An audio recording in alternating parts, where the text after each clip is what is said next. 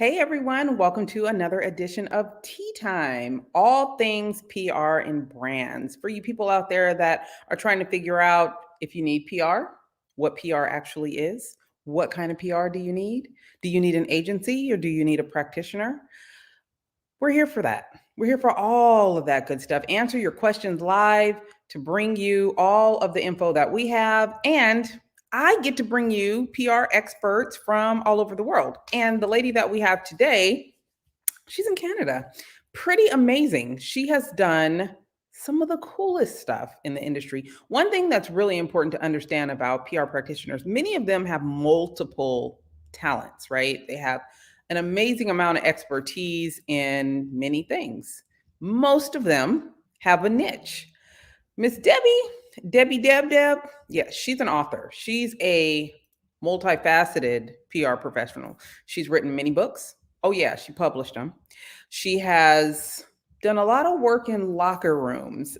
And I'm going to let her tell you about that. So, without further ado, you guys say hi to Miss Deb Elicksen. Hello. Thanks for having me on. Listen, I want the people to know a little bit more about you, where you're Aw. at, and what you do. So go ahead and share with them. Share with the good Well, people. um, I have a little bit of an unconventional background. One of the things that I wanted to do is not work in traditional fields. So that's why I got into sports and advertising and a few things. And the thing about I never went to university. I was never able to afford it. So I pretty much gumshoed my way into the business. I clawed and scratched and found my way in to both professional sports and into PR and writing. Back when I started, it you didn't have these options that you have today to write. Now, if anybody wants to be a writer, they just have to write a blog. Before, you had to kind of find somebody that would publish your work.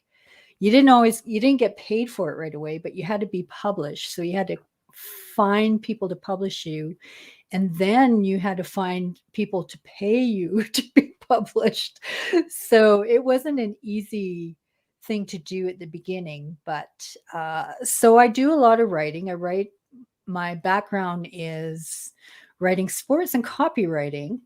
I've done a lot of copywriting, so pretty much any business, mostly home building, auto industry, a lot of various businesses. I have done some writing to basically sell them on paper, is basically what I call copywriting.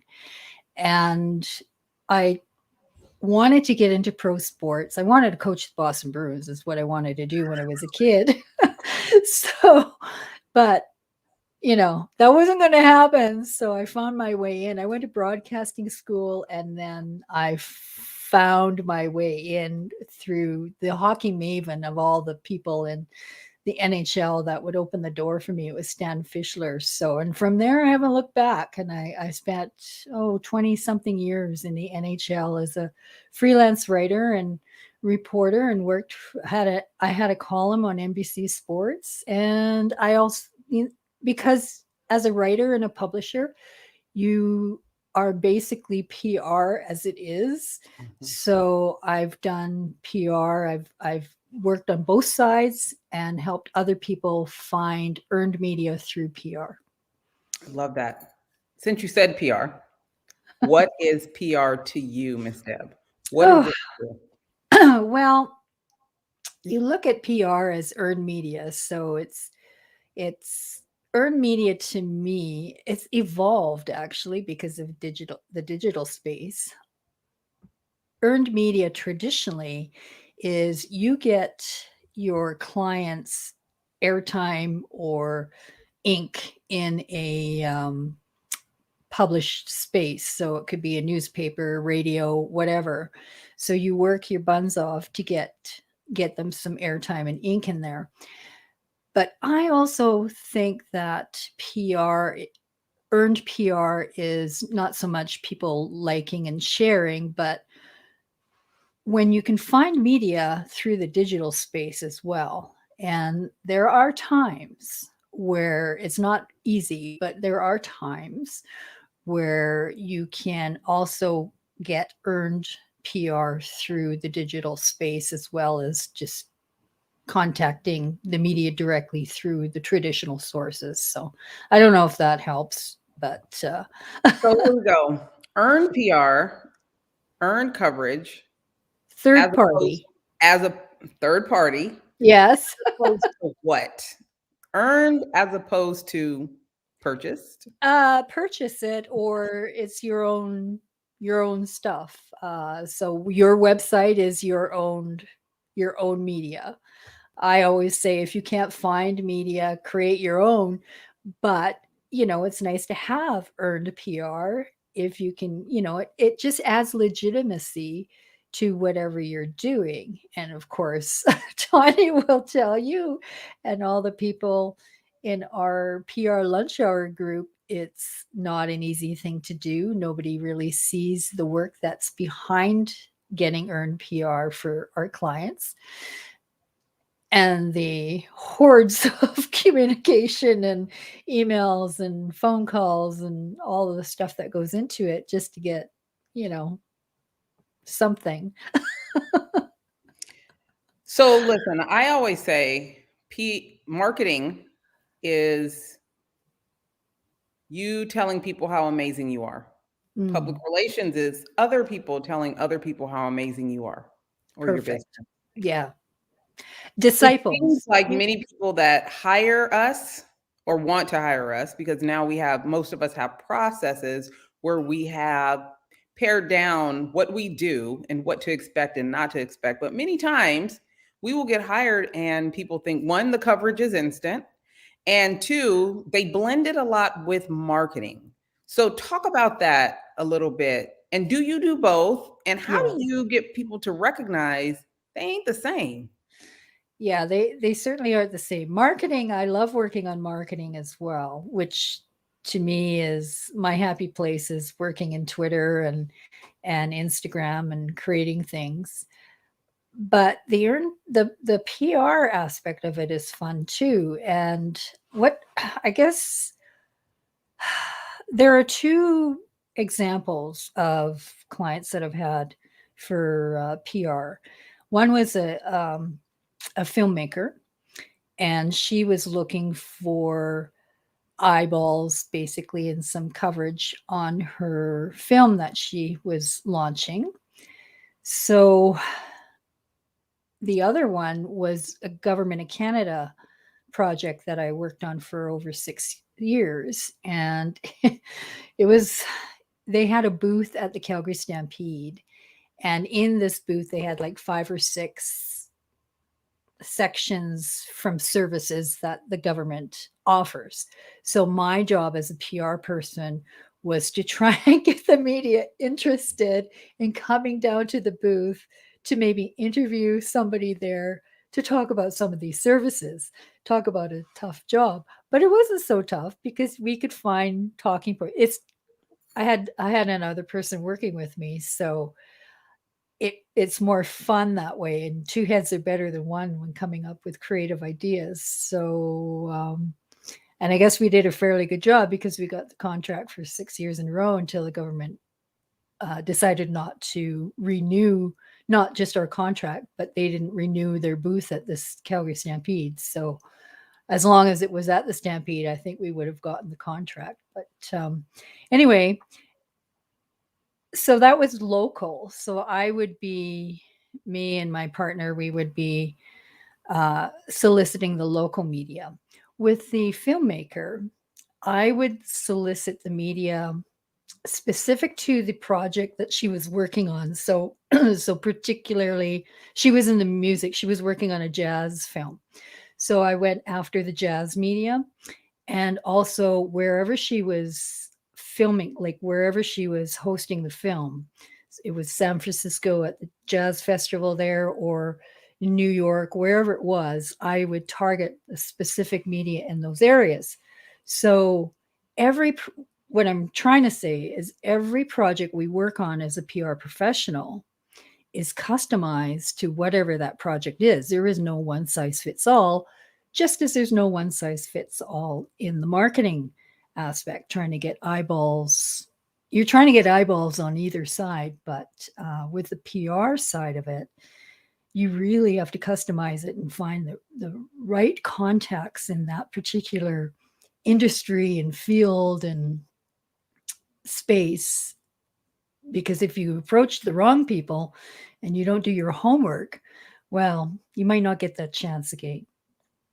Absolutely.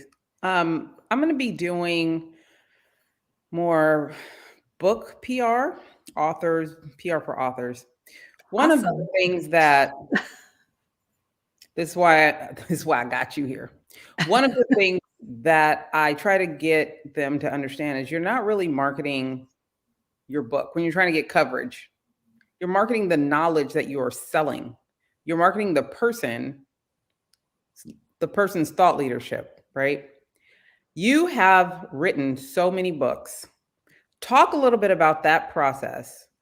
And that's important because people write books and then they just sit on shelves. I think people have this idea that if I write it, they will buy it. And you have books that never see the light of day. So what is your process and your thought process in regards to how you're going to market books, and how many books have you written and you've also published? So talk me through that and how you continuously build momentum through PR to get those books moving. Well, I've written 16 books. 3 of them were published through a traditional publisher. And my first book was self-published, but my goal was not to make it look like a self-published book. So there was an expensive learning curve, but I hired a really good graphic designer that I worked with at a creative agency. And I also found a printer, and I got a whole horde of quotes, but I found a printer that specialized in book publishing because it's more expensive if you don't. And so I did all the right things. And because my first book was Inside the NHL Dream, and actually, I happen to have a copy handy. I don't know if you can see it with my background going woolly on it. NHL Dream, yeah. Anyway, that was my first book. So I had done my homework. I created a business plan before I actually wrote the book. It took me a while to find the angle. I wanted to find the right angle, and then it was a behind the scenes look. So it took me about a year to write it, in the sense that gather the research. It took me about 2 or 3 weeks to write it, but it took me a year to get the research. So basically a whole NHL season, because my credit, your accreditation gets you into the room and gets you the interviews, but you got to do it one team, one player at a time as they come to town. So I created a book that was something that everybody wanted to read, because it was a part of the game nobody got to see. Anyway, I printed about 2,000 copies, and 200 or more of those copies were marketing.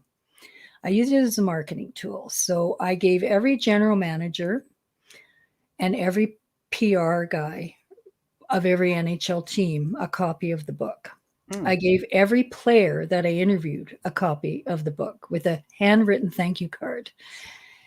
And so I used it as a PR tool, but I also did my own media. So talk about being on conflicts of interest all over the planet. Trying to solicit your own media when you are the media.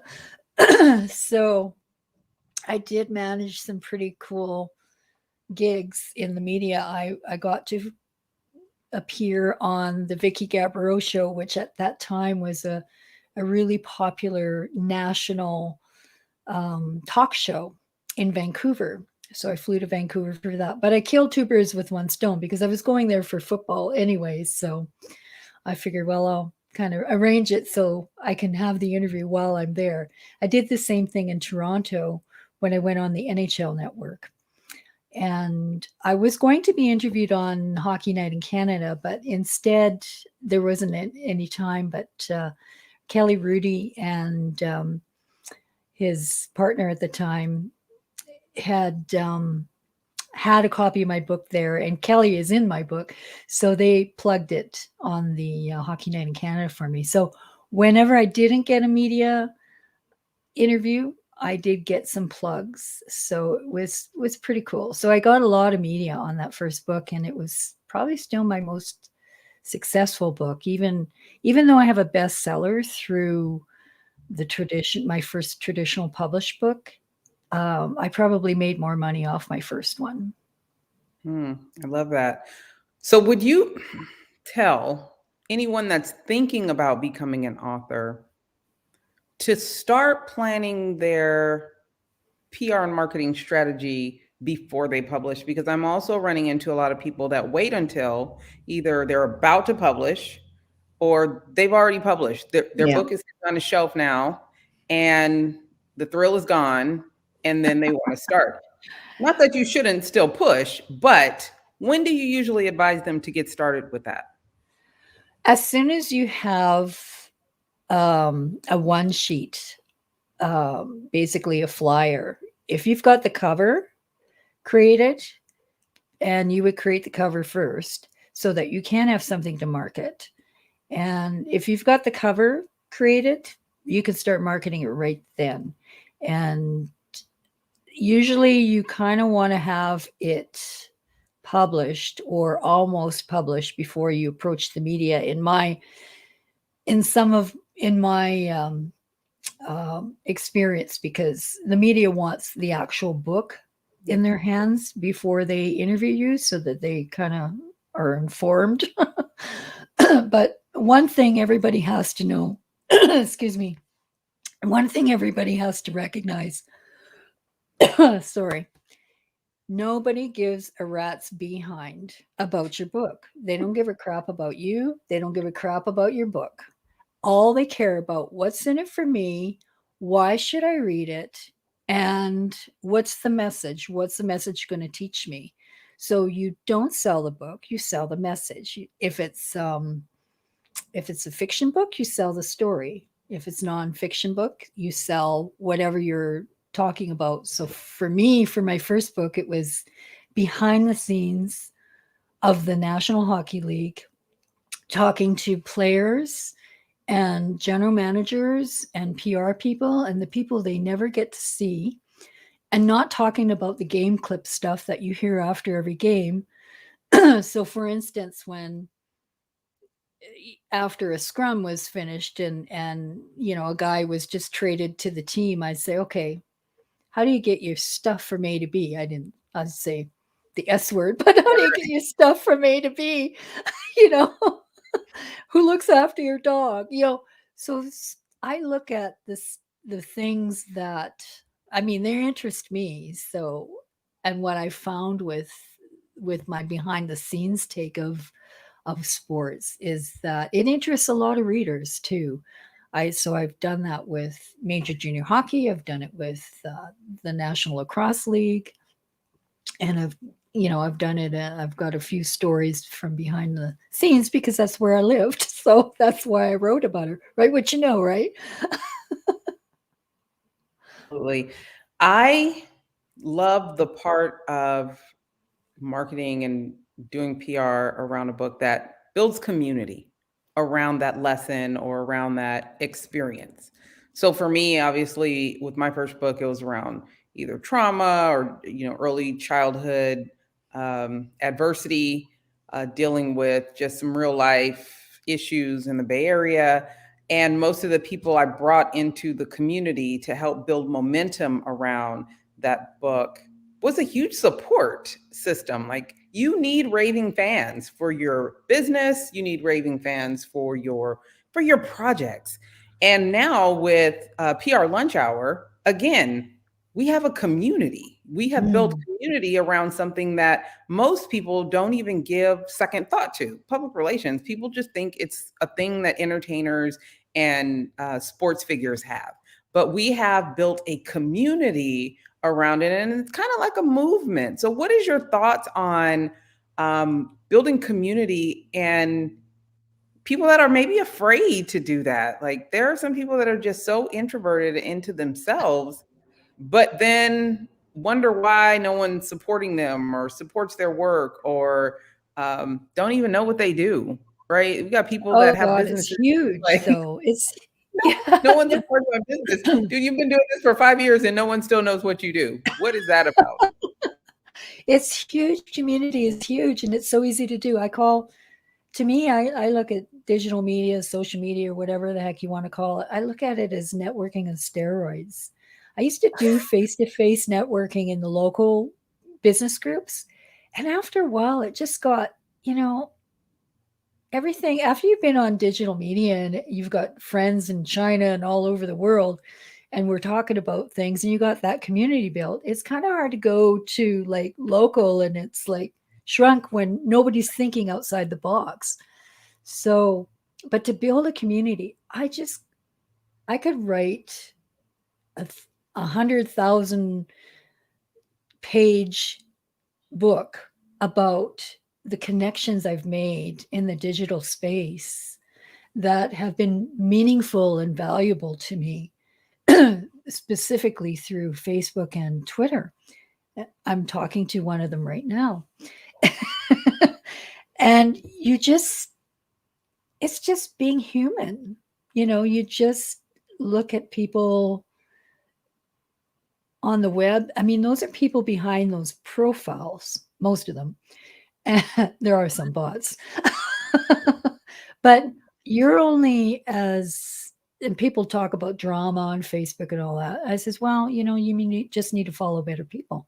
So the quality of the people in your circles is what determines your experience. So you can follow anybody. You can follow the president. You can follow whoever you want. Nicki Minaj. It doesn't matter who you follow. Sometimes they might even follow you back. But it's the quality of your conversations. It's the quality of your connections. I can tell you one thing. I cannot watch an Atlanta Falcons game without my Falcons community on Twitter.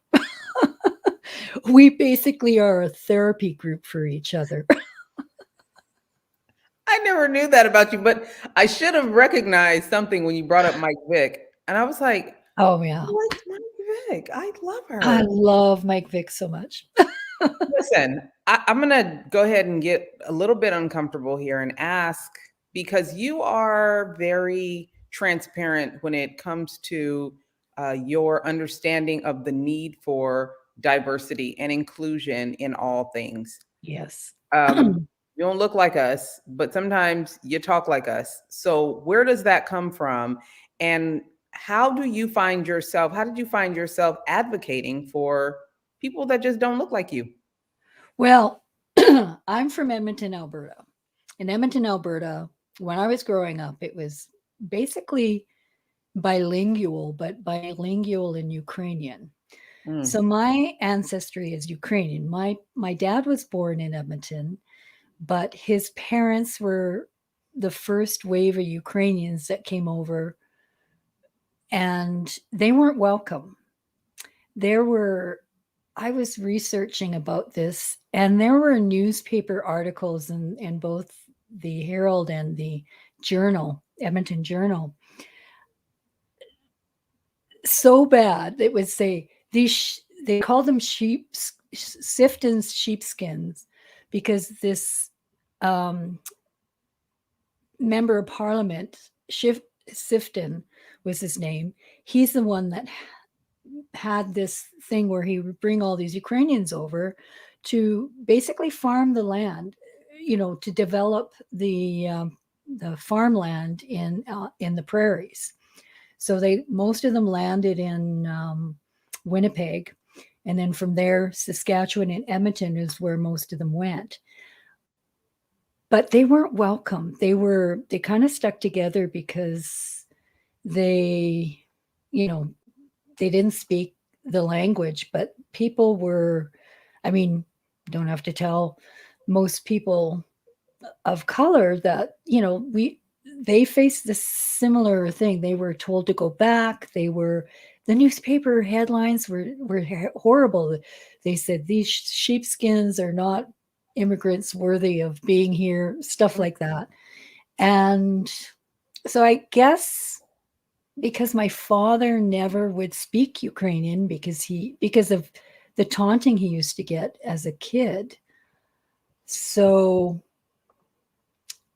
I don't know if it came from that, but since I was a kid, I was really mad when I was an adult and learned that I never went to school with any Indigenous people because they were in residential schools. And I was really pissed off as an adult to discover that, oh, that's why I didn't see any Indigenous. But we didn't have a lot of diversity when I was growing up, but I don't know. I just did not see the difference between my Asian classmates and myself, or I didn't see any difference. So I just don't get why people can't communicate with each other. It's to me, you're richer when you broaden your community base. I learn more from befriending other communities than I do my own. So I don't know if that's what it comes from. I'll tell you a quick story. I don't want to keep you too long. And I think I don't know if you have my book. I wrote about this in my book, but I live next door to a Hispanic family, Mexican family. It was like my best friend. My grandmother lived next door to his grandmother, and both of us had dysfunctional parents. So we had been playing together since we were about 3.5. Literally, I used to throw rocks at his dog, right? So we get a little older. We're in our teen years. And one day, my uncles, it was about 6 of them, said, "Oh, we need to talk to you. We need to talk to you." Just the uncles, no aunties, no cousin, nothing, just me. So we come into my grandmother's house and they say, we think you should stop hanging out with these Mexicans. You have too many Mexican friends, and Mexicans are dirty, and they will shank you. They will stab you up. Something will happen to you. They are backstabbers. Now I'm like 12, okay? 13, 12. And I'm sitting there listening. I'm brought up in a traditional Black family, so talking back wasn't gonna happen. So I wasn't gonna sit there and be like, "You don't know what you're talking about."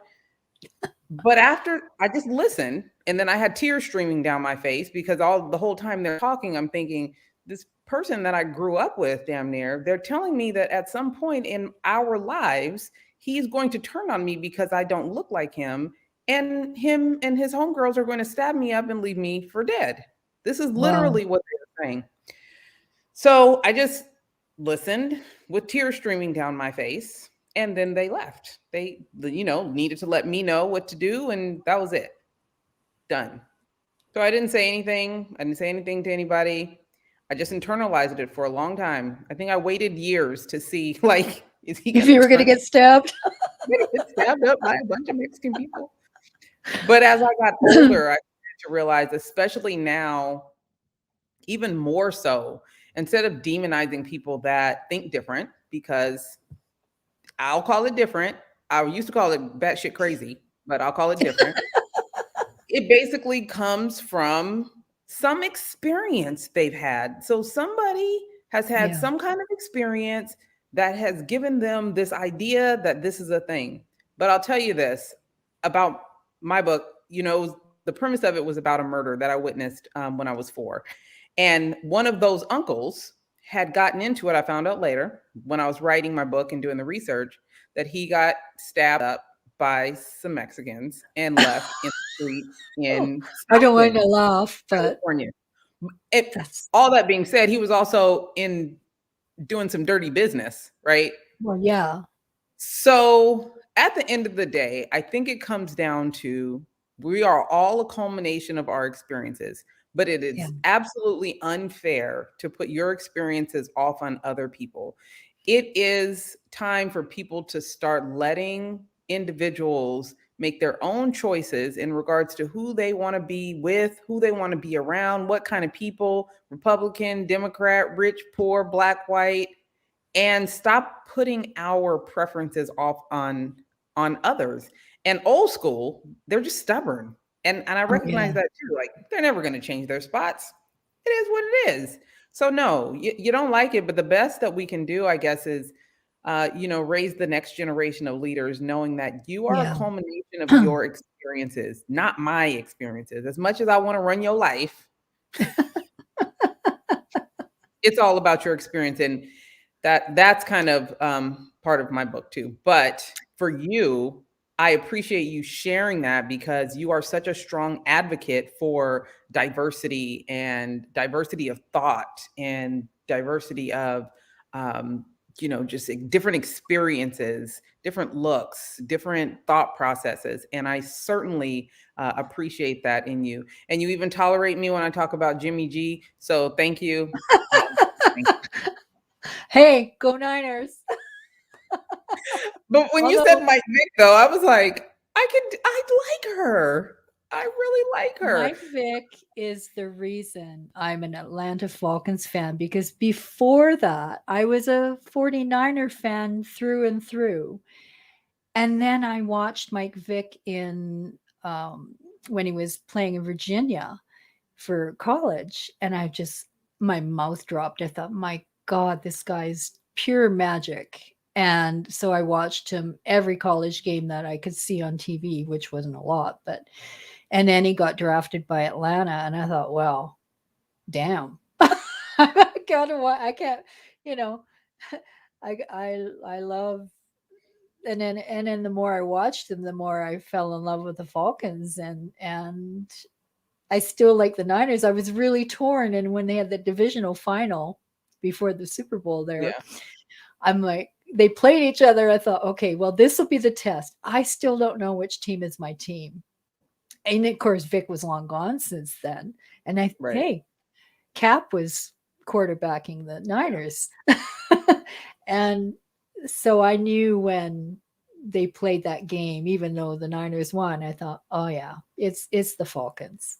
But I still have love for the Niners, so It's they'll be all cheering good. for Now, them. listen, before I let you out of here, we always get into hot topics. This isn't a hot topic, but it tends to continue to come up, especially in sports. And that's your forte, yours and mine. Love it. Why do you think that even in similar situations, Mike Vick is still villainized when others have been let off the hook for uh, things that are much worse? Like, talk to me about the media and bias. Well, I mean, there's two obvious examples, current day examples of villainization: Kaepernick and Aaron Rodgers, right? Jeez. So there, I won't point out the obvious, but I do think it has to do with what you said earlier, is understanding. I was devastated when I learned about it. I didn't know how to feel. I was so upset. I love this guy so much. You have no idea. I'm going to start crying. I love this guy so much. He is my favorite player in football. And this happened, and it was like the rug. It's like, you're thrown into this abyss. You don't know how to feel. You don't know how to think. You're angry, but you're hurt. Every emotion. And so I just kind of went numb and watched it all play out. And then when coach oh god, the coach, what the hell's his name, went to visit him in person in jail. You know who I mean, on Yeah. the No, you know NFL. what? His name escapes me at the moment. I even have his book. Um, when he went Was to it visit Dundee? Mike Vick in jail, I thought, okay, I trust Was this it, coach with was it Dungy? Dungy. Yeah, Dungy, Tony Dundee. Dungy. Yes. When I read Tony his book. Dungy, Tony Yes. Dungy was literally the only guy in Vic's corner Yeah. at that time. And I thought, well, Tony Dungy, I trust this guy, you know. So I'm thinking, okay, I'm going to listen in. And the more I looked into it, the more I saw it was a cultural thing. You see it, you see it on freaking movies every day, right? So Ma'am, it's I not have that it's I have a scar from my uncle's pit bull dragging me down, his fighting pit bull dragging me down the yeah. street when I was 5. So for us, we were like, what's wrong with these people? But when I think of Vic, your kid growing up in this, right? You got the cops there, you got politicians there. It's illegal, but they're all voting on it or betting on it. Betting on it. So if you see people in authority there that say you think it's okay, and even when you know it isn't. So it's a confusing thing in a way. But I guess I mean, we don't have it in our wake. Well, I can't even say that because you got the trail, the white trash element that they categorize. I'm sure they're in it as well, right? So it is a cultural thing, but in a way it does go past every culture, because then you've got in Asian cultures, you've got cockfighting. I mean, that's ugly as well. So I don't know. It's not that I would advocate it or I agree with it. It's just I understand why. Yeah. And And once I that understood why, I forgave him and I think that's what completely. most of us are usually trying to say is find some understanding, find some humanity in how Yeah. you deal with people, find some humanity in the things that you write, find some humanity in how you interpret other people's lives. Just because they're not yours, your ways, your culture, doesn't mean that it's wrong or it's an Yeah. abomination. But we also live in a America where hell, pets have more rights than Americans sometimes, Right? at least some of us. So I I mean mean, it's a I'm a whole fur thing. I'm a fur baby lover, so give I miss having my cats, but um and to me I prefer the four-legged kids to the two-legged kids, but Tell the but people what you but have coming still. up. Oh my God. Tell the people what you have coming up and how they can keep up with you. Well, I'm everywhere in social media, so I'm on LinkedIn, I'm on Twitter. I've got two accounts on Twitter. One's my sports side, and the other is Book Publish 101. On YouTube, I've got a web show that Tanya has been on graciously, talking about her book and their rise. Basically the rise, phoenix rising from the ashes type of stories in some cases, just interesting people. So, what have I got coming up? I am working on, of course, another book. That one book I might have mentioned in the past, I'm still struggling with the direction of it. So, but it's there. I think I found the directions. So, Mhm. I'm so I'm going to interested. start working on that. And I'm, just doing a lot of marketing as well. So, Awesome. Well, I really want to thank you for spending time with me on Tea Time and talking to the people about PR and marketing and the differences and why this stuff is so important and why it kind of brings us all together and why networking and building community is important. And I am very proud, so glad to have you oh, in my community. That thank diversity you. in thought is hugely important, and I have to be honest and say that I'm better for it. I'm absolutely better for it. So thank you for being in Well, my so am community. I. I So am appreciate it. I. So you guys make sure that you spend some time going through some of Debbie Deb's good stuff. She puts out great content. Her interviews are spectacular, and some of the stuff that she created before I even met her, I've been digging into it too. So take some time to get to know Deb. If you have any questions or thinking about working with a PR professional, she's there. She's available. Speak to her, have DM her, send her some loving, love up on her posts and her content.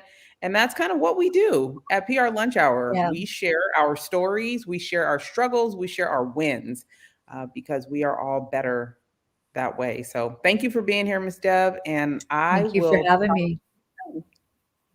Thanks so much. You guys have a good one. We'll see you back here next week. Bye.